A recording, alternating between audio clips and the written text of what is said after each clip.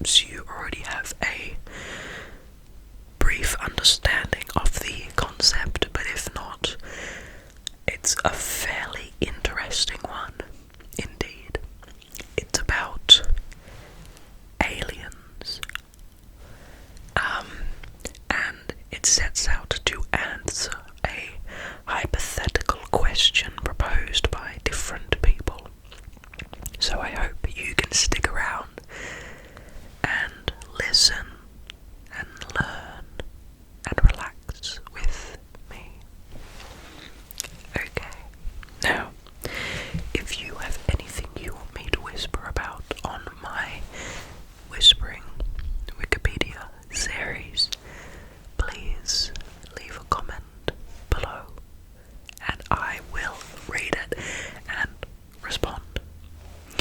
I'm still at that sweet spot where I'm able to respond to basically everyone in my comments. So, I'd love to hear from you. Now, the Fermi Paradox. The Fermi Paradox, named after Italian-American physicist Enrico Fermi, is the apparent contradiction between the lack of evidence for extraterrestrial civilizations and various high estimates for their probability, such as some optimistic estimates for the Drake equation.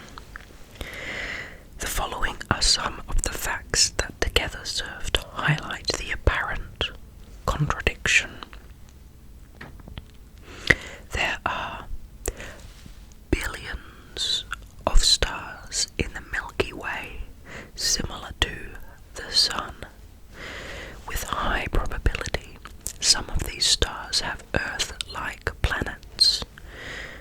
Many of these stars, and hence their planets, are much older than the Sun. If the Earth is typical, some may have developed intelligent life long ago. Some of these civilizations may have developed interstellar travel, a step humans are investigating now. Even at the slow pace of currently envisioned interstellar travel, the Milky Way galaxy could be completely traversed in a few million years. And since many of the stars similar to the Sun are billions of years older, the Earth should have already been visited by extraterrestrial civilizations, or at least by their probes. However, there is no convincing evidence that this has ever happened. And thus, that is the contradiction of the Fermi Paradox. There have been many attempts to explain the Fermi Paradox, primarily suggesting that intelligent extraterrestrial beings are extremely rare, that the lifetime of such civilizations is short, or that they exist but for various reasons we see that the lifetime of such civilizations is short, or that they do exist but for various reasons we see no evidence. Although he was not the first to consider this question, Fermi's name is associated with the paradox because of a casual conversation in the summer of 1950 with fellow physicist Edward Teller, Herbert York, and Emil Konopinski. While walking to lunch, the men discussed recent UFO reports and the possibility of faster-than-light travel. The conversation moved on to other topics until during lunch Fermi allegedly said suddenly, "But where is everybody?" Although the exact quote is uncertain. Now, the history of the Fermi Paradox. Just as we said before, he was not the first to ask the question. An earlier implicit mention was by Konstantin Tuyorsky,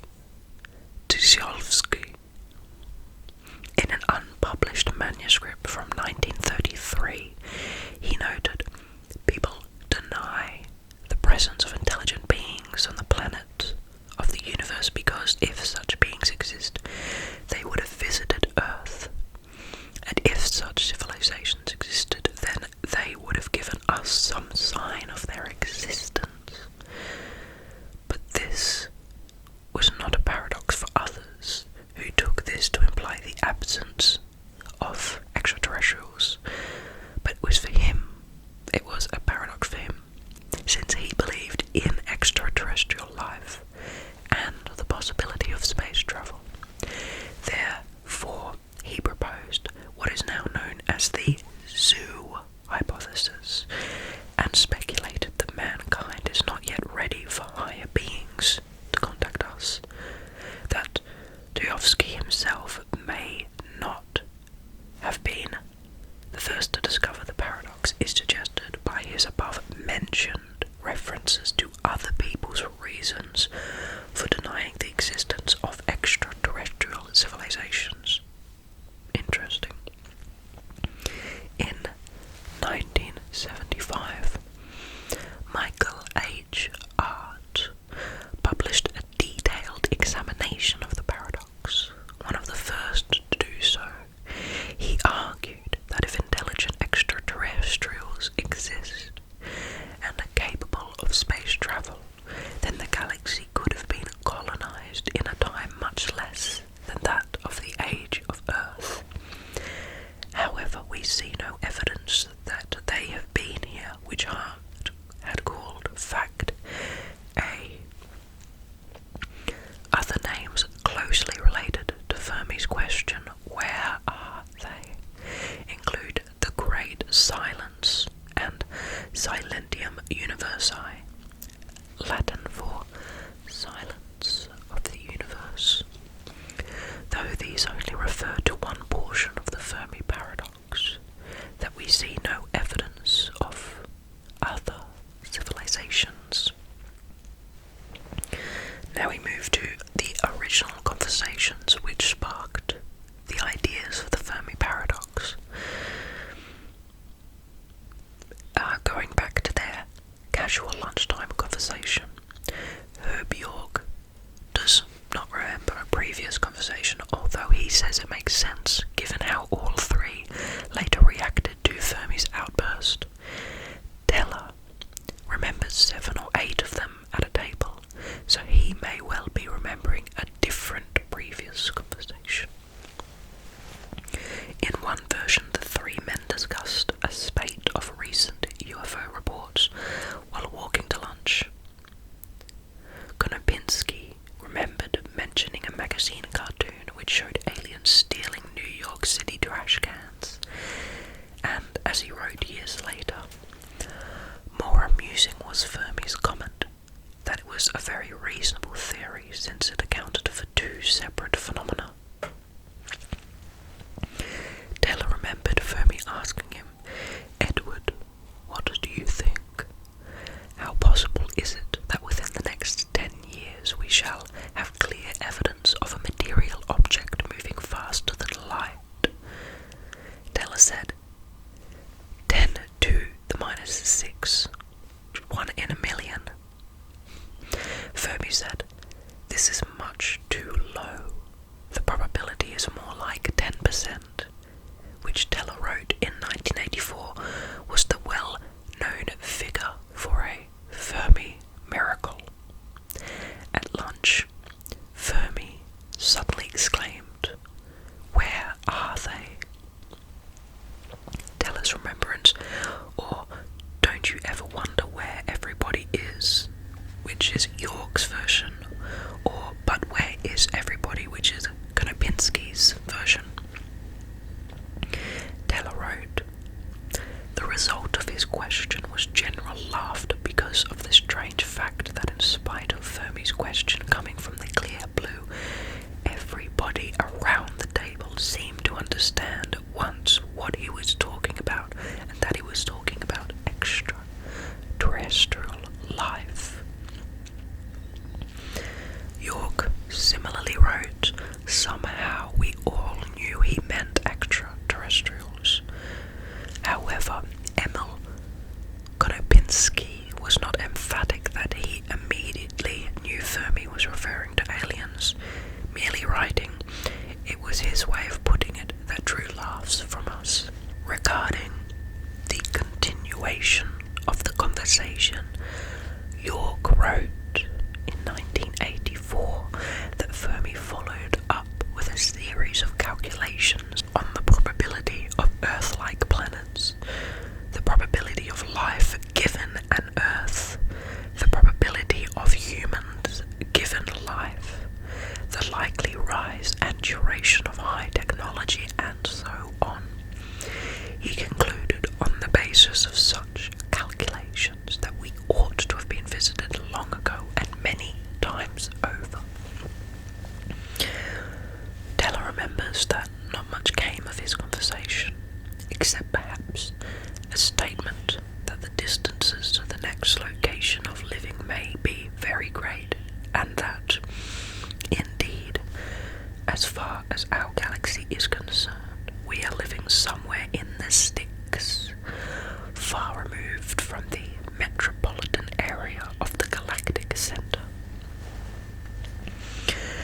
Fermi died of cancer in 1954. However, in letters to the three surviving men decades later in 1984, Dr. Eric Jones of Los Alamos was able to partially put together the original conversation. He informed each of the men that he wished to include a reasonably accurate version or composite in the written proceedings that he was putting together for a previously held conference entitled Interstellar Migration and the Human Experience. Jones first sent a letter to Edward Teller, which included a second-hand account from Hans Mark. Teller responded, and then Jones sent Teller's letter to Herbert York. York responded, and finally Jones sent both his and York's letters to Emil Konopinski, who also responded. Furthermore, Konopinski was able to later identify the cartoon which Jones found as the one involved in the conversation, and thereby help to settle the time period being as the summer of 1950. That's some interesting detective work they have there to figure out how it all happened.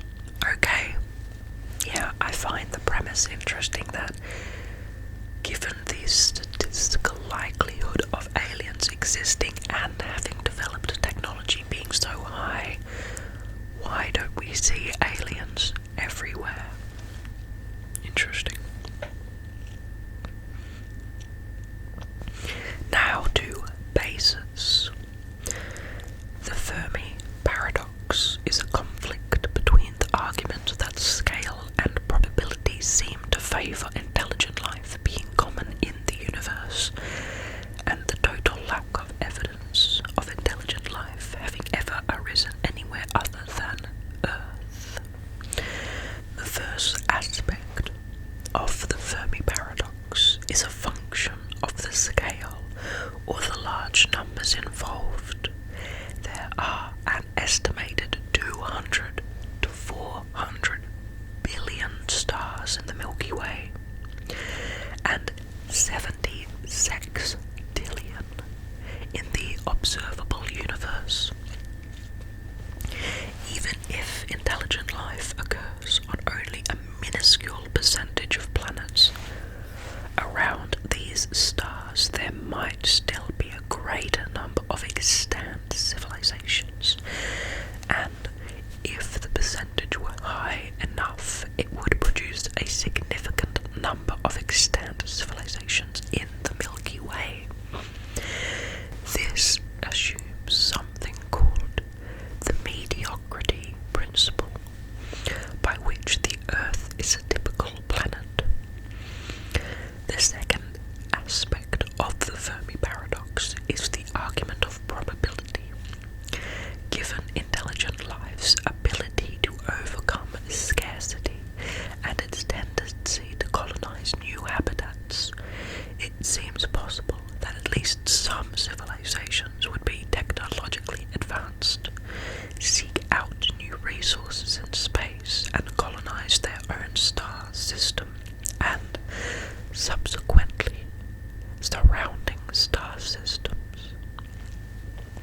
Since there is no significant evidence on Earth or elsewhere in the known universe of other intelligent life, and after 13.8 billion years of the universe's history, there is a conflict requiring a resolution.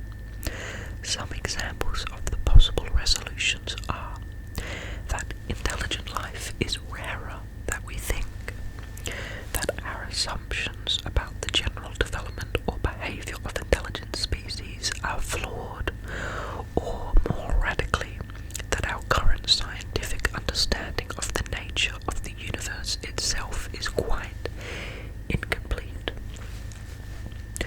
The Fermi Paradox can be asked in two ways. The first is, why are there no aliens or their artifacts found here on Earth or in the solar system? If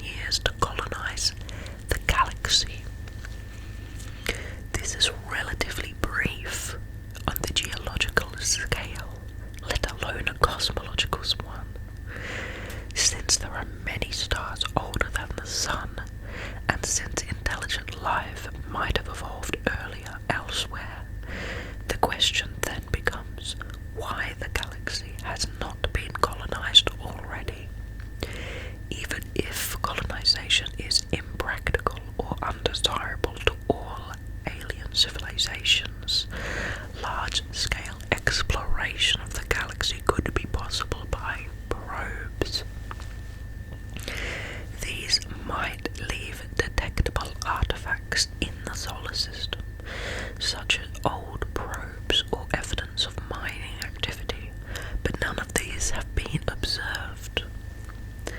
The second version of the question goes thusly: why do we see no signs of intelligence elsewhere in the universe? This version does not assume interstellar travel, but includes other galaxies as well. For distant galaxies, travel times may well explain the lack of alien visits to Earth, but sufficiently advanced civilizations could potentially be observable over a significant fraction of the size of the observable universe. Even if such civilizations are rare, the scale argument indicates they should exist somewhere at some point during the history of the universe, and since they could be detected from far away over a considerable period of time, many more potential sites for their origin are within range of our observation. It is unknown whether the paradox is stronger for our galaxy or for the universe as a whole. I think that makes a roundabout sense, at least, as we don't have the kind of information about other galaxies as we do compared to our galaxy, given our proximity, of course. Now, one of the main ideas of the Fermi Paradox comes from something called the Drake equation. The theories and principles in the Drake equation are closely related to the Fermi Paradox. The equation was formulated by Frank Drake in 1961 in an attempt to find a systematic means to evaluate the numerous probabilities involved in the existence of alien life. The equation is presented as follows: capital N equals capital R star sign F, small p n small e F small l F small I F small c capital L, where the variables represent capital N is the number of technologically advanced civilizations in the Milky Way galaxy. Capital R star sign is the rate of formation of stars in the galaxy. FP is the fraction of those stars with planetary systems. N small e is the number of planets per solar system with an environment suitable for organic life. F small l is the fraction of those suitable planets whereon organic life actually appears. F small I is the fraction of inhabitable planets whereon intelligent life actually appears. F small c is the fraction of civilizations that reach the technological level whereby detectable signals may be dispatched. And capital L is the length of time that those civilizations dispatch those signals for us to be able to measure it. The fundamental problem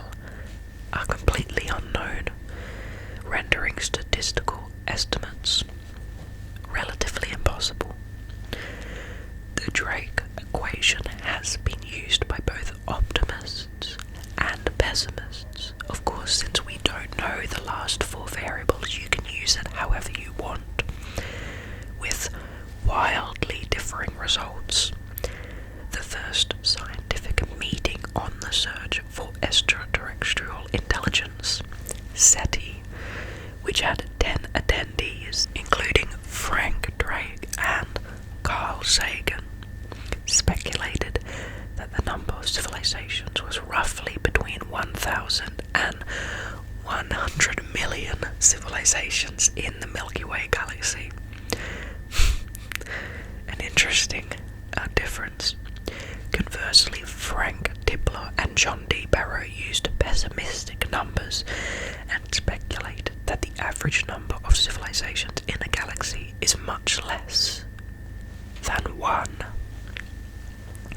Almost all arguments involving the Drake equation suffer from the overconfidence effect, a prominent error of probabilistic reasoning about low probability events by guessing specific numbers for likelihoods of events whose mechanism is not understood, such as the likelihood of abiogenesis on Earth-like planets, with current likelihood estimates varying over many hundreds of orders of magnitude. An analysis that takes into account some of the uncertainty associated with this lack of understanding has been carried out by Anders Sandberg, Eric Drexler, and Toby Ord, and suggests a substantial X and probability of there being no other intelligent life in our observable universe. Interesting. Now, next episode we're actually going to go on a great element of this which we haven't talked about yet, which is called the grade filter. This is, in my opinion, one of the main reasons, or one of the main answers to the Fermi Paradox that people use, and it's why intelligent life forms may not make it to a stage which they are observable to us. E.g., one of them is, as soon as they get nuclear technology, they may tend to wipe themselves out, and that's why we don't see evidence. Stuff like that. Anyway, this is super